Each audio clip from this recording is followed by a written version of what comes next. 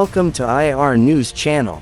The pressure exerted by the Ukrainian armed forces on the Russian army in Ukraine has reached incredible levels. The counter-attacks which started abruptly last month passed over critical targets of the Russian army and shocked Putin. Russian President Vladimir Putin began carrying out retaliatory attacks. After the latest raids, after these attacks, Russian President Vladimir Putin launched attacks on Ukrainian cities with Iskander cruise missiles after the attacks on the Ukrainian capital Kiev. Putin stated that these attacks were in retaliation for the attacks on the Kerch Bridge in Crimea. However, NATO sensed a serious danger in these attacks and mobilized its troops in Eastern Europe. NATO has recently increased its military presence on the Russian border almost 8 times. There are 9,000 NATO soldiers in Estonia. The U.S. military presence in Europe was announced to be around 80,000 troops in January. After subsequent deployments, this number is estimated to be over 110,000 troops. It is said that the number of American troops in Europe has exceeded 100,000, and that even more troops will need to be sent. The United States brought its military numbers in Europe to the point of the Cold War long before that. Pentagon officials have stated that American forces dispatched to Europe for specific operations may also need to stay there for a long time. In reality, several groups are reportedly stationed permanently in Poland and Eastern Europe. The North Atlantic Alliance is taking steps to entice Ukraine to join it, but it also wants to turn the alliance's eastern bloc into an impenetrable wall in order to create a powerful deterrent. For this reason, NATO's eastern fortress Poland is of vital importance. It is believed that Russia's inhumane retaliation in Ukraine and the severe defeats of the Russian army at the front will lead to a great stalemate and enrage Putin even more. As a result of Ukraine's victories, NATO Secretary General Jens Stoltenberg spoke out several times last week about the escalation of tensions with Russia and Putin's insanity. Stoltenberg stressed that they will categorically refuse to acknowledge the annexation of the 4 Ukrainian areas, that they will steadfastly oppose any unfair actions taken by the Russian army or administration, and that they will assist Ukraine. Additionally, until the end, Stoltenberg worried the NATO Eastern Bloc by warning that more severe sanctions would be implemented depending on the outcome of the conflict and that Russia would be forbidden from retaliating against any member of the alliance. Stoltenberg attacked Russia in his remarks and pledged to help Ukraine further. New details regarding the 82nd Airborne Division's soldiers in Poland and the Navy units stationed in the Mediterranean have been disclosed. It is evident from the shared details that NATO has started to boost its units in Eastern Europe in number. According to reports, NATO has issued an emergency code to its troops, especially in light of the recent horrific attacks.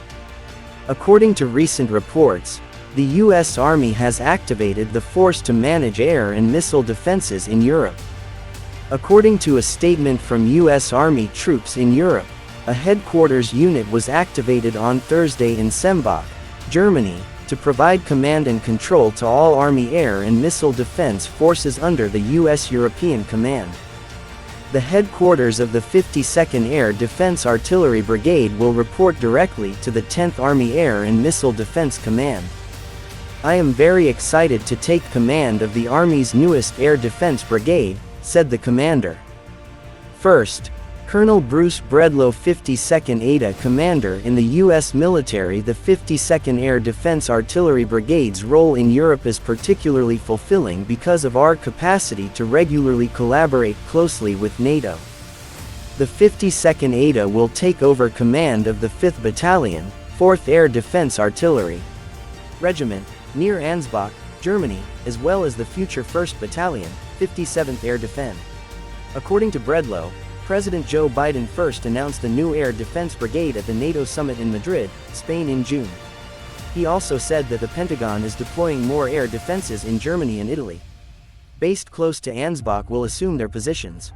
Since the 10th AAMDC was promoted to a 1-star command in about 2019, the U.S. Army has gradually increased its air defense in Europe. Previously, Army National Guard units alternately served as the brigade headquarters over the air defense battalions in Europe. The U.S. Army Europe Command said in a statement at the same time the Iron Eagles of the U.S. Army took charge of aviation in Europe that the addition of the Active Duty Brigade headquarters and the new 157 Short-Range Air Defense Regiment adds significantly to the U.S. contribution to the alliance's ground-based air defense at Yukon.